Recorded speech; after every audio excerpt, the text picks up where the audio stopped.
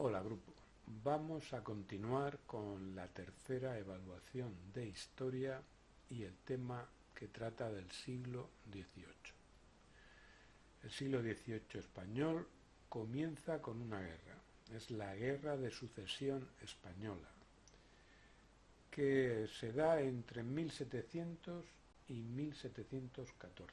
Es una guerra de sucesión al trono de España. Y aparece esta guerra porque el último rey de la Casa de Austria, Carlos II, muere sin descendencia. El trono queda vacante y las potencias internacionales, las potencias europeas, lucharán por poner a su candidato en el importantísimo trono español. Surgen dos candidatos principales, por un lado Carlos de Austria, representado por el Imperio Austriaco, y por otro Felipe de Borbón, cuyo principal valedor será lógicamente Francia. La guerra dura 14 años y tendrá graves consecuencias para España. Estas consecuencias las podemos dividir en tres grupos.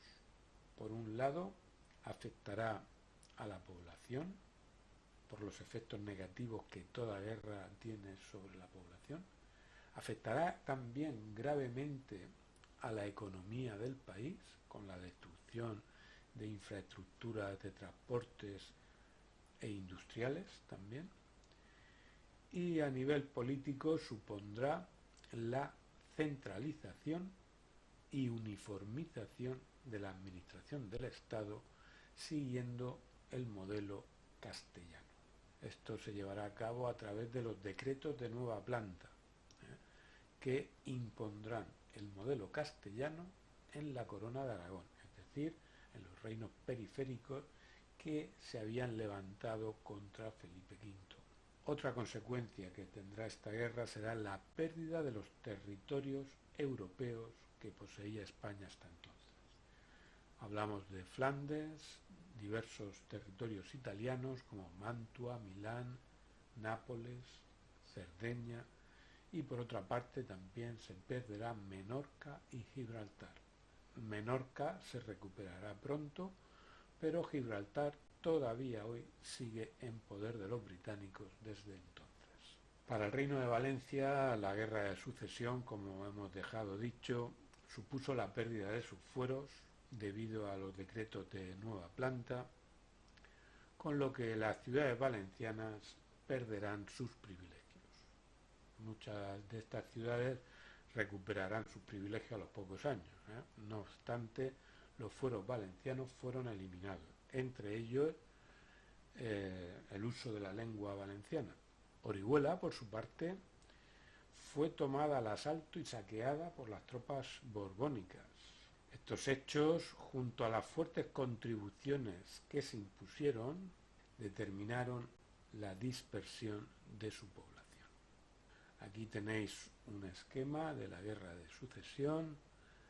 Como veis, es debida a la muerte de Carlos II sin descendencia.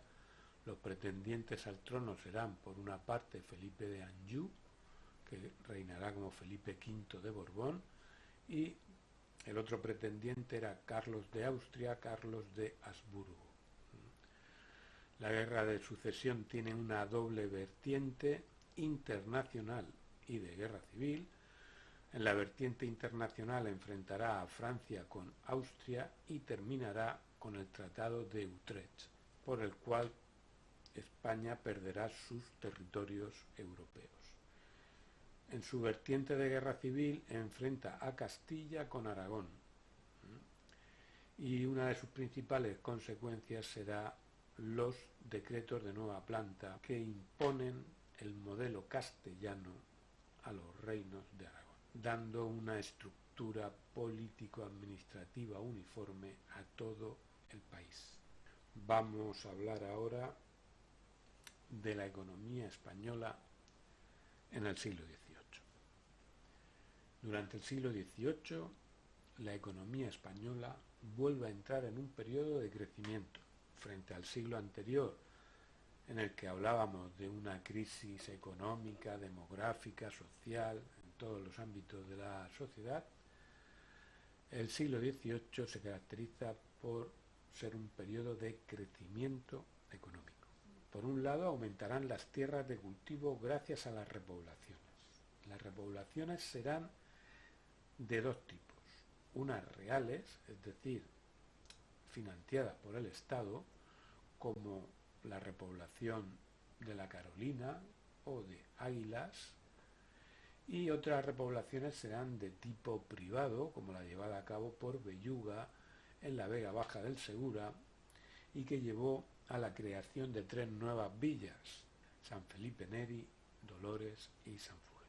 Por otro lado, se intervendrá en las infraestructuras básicas, construyendo presas y canales de navegación que mejorarán las comunicaciones en general.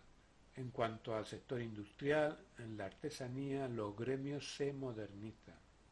Aparecen las reales manufacturas, que eran grandes talleres artesanales, propiedad del Estado, que intentan favorecer la producción artesanal modernizándola. Ejemplos de estas reales manufacturas serán la fábrica de cristal de la Granja o la de cerámica de la Alcora.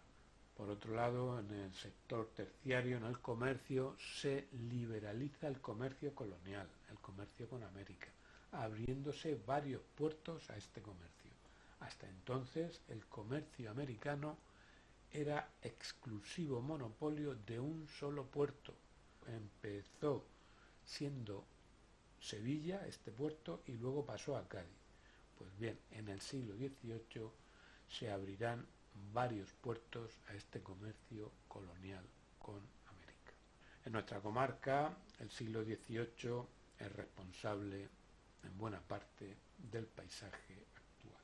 Entre 1700 y 1720, la guerra y sus consecuencias detuvieron el crecimiento económico que se había iniciado ya a finales del 17 hacia 1680. A partir de 1720 se reanuda el crecimiento económico, lo que se traducirá en una ruralización del medio y en la pérdida de poder específico de la ciudad de Orihuela en la comarca.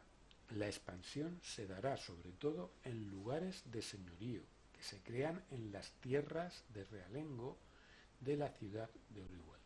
Los núcleos de realengo como Callosa, Almoradí o Catral crecerán menos. Este crecimiento no estará exento de crisis como la que se manifiesta en 1766, conocida como el Motín de Esquilache, y que tendrá su reflejo en nuestra comarca con levantamientos en Albatera, Almoradí, Catral o Bigastro. Estos levantamientos se darán por imitación de los ocurridos en el marquesado de Elche. El carácter de este motín es antiseñorial y se debió sobre todo al alto precio de la subsistencia, al alto precio de los productos básicos, de los productos de alimentación básicos. Sobre todo hablamos del trigo. La crisis del 66 será un reflejo de los límites del crecimiento económico del siglo XVIII, que se pondrá de manifiesto sobre todo a finales de siglo con una grave crisis del comercio internacional y el agotamiento del modelo agrario extensivo. Bueno, pues esto es todo. Es un siglo XVIII bien corto, solo hay 2 preguntas. Se ha quitado bastante del tema. Y nada, ya hasta el próximo vídeo. Nos vemos.